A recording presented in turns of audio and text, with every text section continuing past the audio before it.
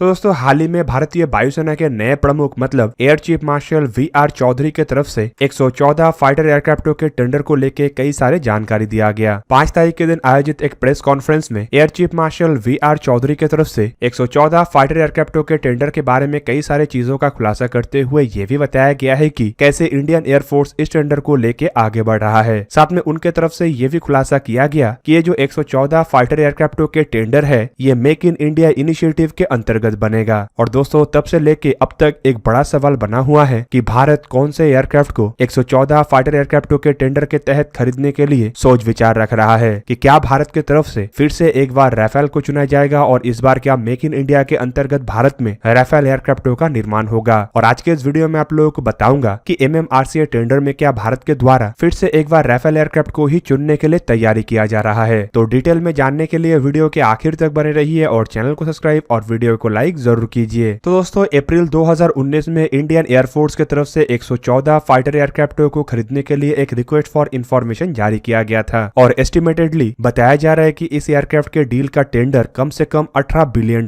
का होगा, जो कि इस समय में दुनिया के सबसे बड़े मिलिट्री प्रोक्योरमेंट प्रोग्राम में से एक है। दोस्तों ये जो टेंडर है मतलब 114 फाइटर एयरक्राफ्टों के टेंडर, इसे कई जगहों में MMRCA 2.0 टेंडर भी कहा जाता है। यहाँ पे MMRCA 2.0 मतलब medium multi role combat aircraft का दूसरा टेंडर। दोस्तों इससे पहले भारत की तरफ से जो 126 एयरक्राफ्टों को खरीदने के लिए टेंडर जारी किया गया था उसे MMRCA कहा जाता है, जिसे राफेलों को चुनने के बाद कैंसिल किया गया था। दोस्तों माना जा रहा है कि इंडियन एयरफोर्स के अंदर से जिन एयरक्राफ्टों को रिटायर किया जाएगा उससे एयरक्राफ्ट के फ्लीट स्ट्रेंथ जो घटने वाला है उसे ही मेकअप करने के लिए इंडिया की तरफ से इन 114 फाइटर एयरक्राफ्टों को खरीदा जा रहा है। दोस्तों इससे पहले मतलब MMRCA टेंडर में जो 126 एयरक्राफ्टों को खरीदने के लिए रिक्वेस्ट फॉर इंफॉर्मेशन जारी किया गया था वो असल में टेक्निकल कारणों की वजह से रद्द हुआ, जबकि इंडियन एयरफोर्स की तरफ से उस टेंडर को रद्द करने से पहले 36 राफेल एयरक्राफ्टों को खरीद के एटलीस्ट सामूहिक रूप में इंडियन एयरफोर्स के गिरते हुए स्ट्रेंथ को रोका गया। पर पिछले टेंडर से सीखते हुए इस बार रिक्वेस्ट फॉर इंफॉर्मेशन में इंडियन एयरफोर्स की तरफ से कई तरीके के बातों को शामिल किया गया और फिर से एक बार आवश्यकताओं को ध्यान में रखते हुए 114 फाइटर एयरक्राफ्टों को खरीदने के लिए टेंडर को जारी किया गया। दोस्तों अगर देखा जाए तो जो पुराने टेंडर थे उसमें पार्टिसिपेट किए जाने वाले हर एक एयरक्राफ्ट को फिर से एक बार इंडियन एयरफोर्स को ऑफर किया गया है, जबकि उन एयरक्राफ्टों के अलावा कुछ और एयरक्राफ्टों का भी ऑफर हुआ है। बेसिकली अगर पुराने टेंडर को देखा जाए तो उसमें लॉकहीड मार्टिन के F-16 ब्लॉक 70-72 एयरक्राफ्ट था, पर नया टेंडर में लॉकहीड मार्टिन की तरफ से अपने एयरक्राफ्टों के नाम को बदलते हुए इसे F-21 के नाम के तहत इंडियन एयरफोर्स को ऑफर किया गया है। जबकि लॉकहीड मार्टिन का यह भी कहना है कि खाली F-21 एयरक्राफ्ट का नाम ही परिवर्तित नहीं हुआ है बल्कि एयरक्राफ्ट में स्पेसिफिकेशन और फीचर्स भी परिवर्तित हुआ है और ये 5th जनरेशन और 4.5 जनरेशन के फाइटर एयरक्राफ्ट के एक हाइब्रिड वर्जन है। जबकि इसके अलावा अमेरिकी कंपनी बोइंग की तरफ से जो पहले टेंडर में FA-18 सुपर हॉर्नेट ब्लॉक 3 एयरक्राफ्टों का ऑफर किया गया था वो भी इस टेंडर में है, पर बोइंग के द्वारा एक कदम आगे बढ़ाते हुए इस टेंडर में अपने एक नया एयरक्राफ्ट मतलब F-15EX या फिर कहे तो ईगल 2 एयरक्राफ्टों का भी ऑफर किया गया है। दोस्तों यूरोप के जो 3 एयरक्राफ्ट पिछले टेंडर में था वो तीनों एयरक्राफ्ट इस टेंडर में भी है, जिनमें डैसॉल्ट एविएशन के राफेल तो है ही, साथ में स्वीडन के साफ ग्रुप की तरफ से निर्माण किया हुआ JS-39 ग्राइफिन EF जैसे एयरक्राफ्ट भी शामिल है। यूरोफाइटर टाइफून भी पहले के जैसा इस बार के टेंडर में है और रशिया के MiG-35 भी इस बार के टेंडर में है, लेकिन रिपोर्टों के मुताबिक दोस्तों पिछले बार जो रशिया की तरफ से MiG-35 एयरक्राफ्टों का ऑफर किया गया था उन एयरक्राफ्टों के मुकाबले में इस बार किया गया एयरक्राफ्ट काफी अधिक अपग्रेडेड है, जबकि रशिया की तरफ से भी एक कदम आगे बढ़ाते हुए एक नया एयरक्राफ्ट का ऑफर किया गया है और रिपोर्ट के मुताबिक ये सुखोई कॉर्पोरेशन की तरफ से निर्माण किया हुआ सुखोई 35 एयरक्राफ्ट है। दोस्तों जहाँ पे इनमें सभी एयरक्राफ्टों के दावेदारी को लेकर अलग अलग तरीके के बयान आ रहा है, लेकिन कुछ एक्सपर्टों का यह भी मानना है इस टेंडर में ऑफर किया गया सभी एयरक्राफ्ट इंडियन एयरफोर्स की आवश्यकताओं को पूरा कर सकता है। एयरक्राफ्टों को चुने जाने के ऊपर सबसे महत्वपूर्ण विषय होगा टेक्नोलॉजी ट्रांसफर और मेक इन इंडिया। इवन एक्सपर्टों का यह भी कहना है कि ये जो टेंडर है ये तभी रिलेवेंट होगा अगर इस टेंडर को जल्द से जल्द संपूर्ण किया जाता है। तो दूसरी तरफ दोस्तों ये भी बताया जा रहा है कि ये इंडियन एयरफोर्स की तरफ से खरीदे जाने वाले आखिरी एयरक्राफ्ट हो सकता है, क्योंकि जिस तरीके से इंडिजीनियस एयरक्राफ्टों को तैयार किया जा रहा है संभावना यही लगाया जा रहा है कि आने वाले 2 से 3 दशक के अंदर Indian air force totally self reliance हो जाएगा। और अगर किसी भी कंपनी को मेक इन इंडिया के अंतर्गत इन एयरक्राफ्टों को ऑफर करना है और उसमें सक्सेस भी हासिल करना है तो कंपनी को आवश्यकताओं के मुकाबले काफी आगे बढ़ना पड़ेगा। और दोस्तों एक्सपर्टों का यह भी मानना है कि अगर ये तेज गति से संपूर्ण नहीं होता है तो इन एयरक्राफ्टों के महत्व इंडियन एयरफोर्स के लिए इंडिजीनियसली बनाए जाने वाले एयरक्राफ्टों के सामने घट जाएगा और ऐसे मौके में शायद फिर से बड़े मात्रा के एयरक्राफ्टों को ना खरीद के छोटे मात्रा में फ्लाई हुए कंडीशन में कुछ एयरक्राफ्टों को परचेस किया जाए। पर दोस्तों इसके अलावा भी सवाल ये है कि टेंडर में राफेल एयरक्राफ्टों को शामिल होने के लिए पहले के मुकाबले में फिलहाल और कितना आगे बढ़ना पड़ेगा। दोस्तों कुछ एक्सपर्टों का ये भी मानना है कि ये जो MMRCA 2.0 टेंडर है ये वही एयरक्राफ्ट जीत सकता है जिसके ओरिजिनल इक्विपमेंट मैन्युफैक्चररों की तरफ से इंडिया को मोस्ट टेक्नोलॉजी ट्रांसफर मतलब सबसे अधिक टेक्नोलॉजी ट्रांसफर को लेकर ऑफर किया जाएगा। साथ ही साथ उनका ये भी मानना है खाली सबसे अधिक मात्रा में नहीं बल्कि सबसे क्रिटिकल टेक्नोलॉजी के भी ट्रांसफर की आवश्यकताएं है ताकि इंडियन एयरफोर्स के जो इंडिजिनियस एयरक्राफ्ट है उस प्रोग्राम को भी मजबूती मिले और इंडिया और एक कदम सेल्फ रिलायंस की तरफ बढ़े। दोस्तों अगर सबसे अधिक टेक्नोलॉजी ट्रांसफर के बात को ही देखा जाए तो स्वीडन के कंपनी साब ग्रुप के तरफ से इंडियन एयरफोर्स को जो ग्राइफिन एयरक्राफ्टों का ऑफर किया गया है वो काफी बेहतरीन ऑफर है।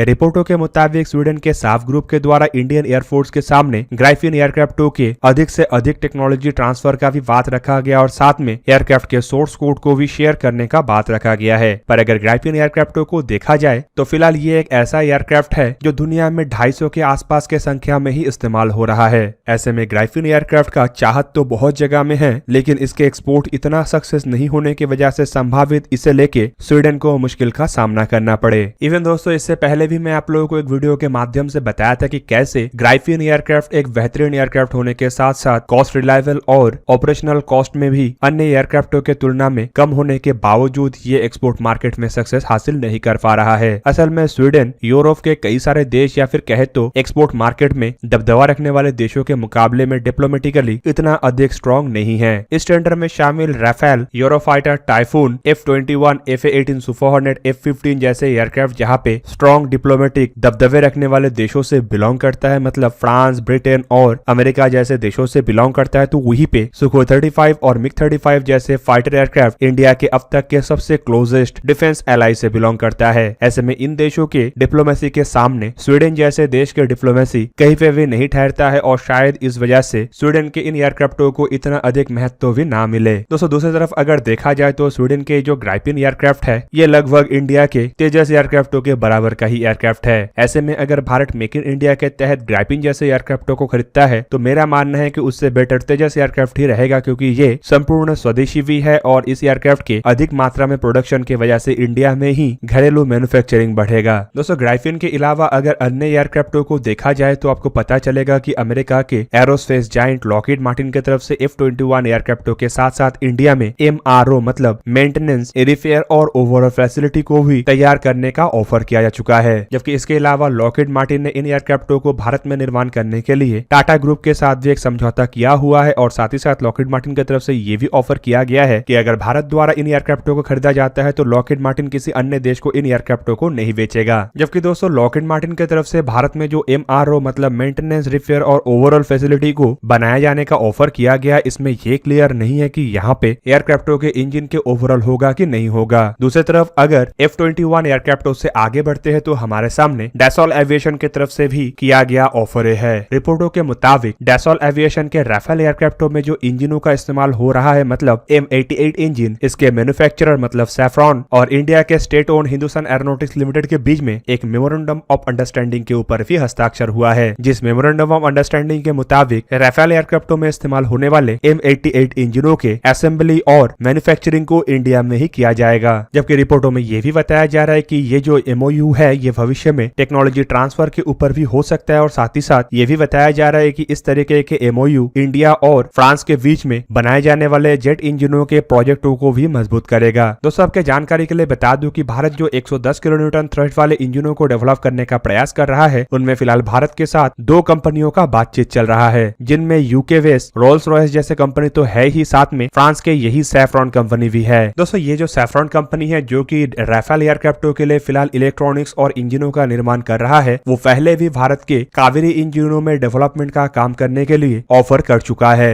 अब दोस्तों बड़ा बात यह है कि राफेल के सामने जो अन्य कंपनियों की तरफ से भी ऑफरों को रखा गया है उसके बावजूद राफेल के लिए इंडियन एयरफोर्स के इस टेंडर को जीतने का कितना अधिक क्षमता है। दोस्तों अगर देखा जाए तो अब तक इस टेंडर में जितने भी एयरक्राफ्ट है उनमें से सबसे मजबूत दावेदार के रूप में राफेल एयरक्राफ्टों को ही देखा जा रहा है। इवन राफेल एयरक्राफ्ट के जो F4 वर्जन को लेके डैसॉल एविएशन की तरफ से सामने आया गया वो तो फिलहाल के राफेल के तुलना में भी और अधिक आधुनिक है। दूसरी तरफ इंडियन एयरफोर्स में ऑलरेडी राफेल जैसे एयरक्राफ्ट होने की वजह से इसे लेके भारत के ट्रेनिंग और ग्राउंड क्रू के ट्रेनिंग के इतना अधिक मुशक्कत करने का आवश्यकता भी नहीं पड़ेगा। इवन जो इंफ्रास्ट्रक्चर है उसे भी इतना बड़ा मात्रा में निर्माण करने का भी आवश्यकता नहीं पड़ेगा। दोस्तों रिपोर्टों में ये भी बताया जाता है कि भारत द्वारा जो 36 राफेल एयरक्राफ्टों को खरीदा गया है उसके लिए जो इंफ्रास्ट्रक्चर भारत ने बना है उसमें और भी 36 राफेल एयरक्राफ्टों को एकोमोडेट किया जा सकता है। जबकि आपके जानकारी के लिए बता दूं कि पिछले बार जब भारत द्वारा राफेल एयरक्राफ्टों को खरीदा गया था तब इन एयरक्राफ्टों में इंडिया स्पेसिफिक मॉडर्नाइजेशन के लिए भारत द्वारा करीबन $1 बिलियन खर्चा किया गया था।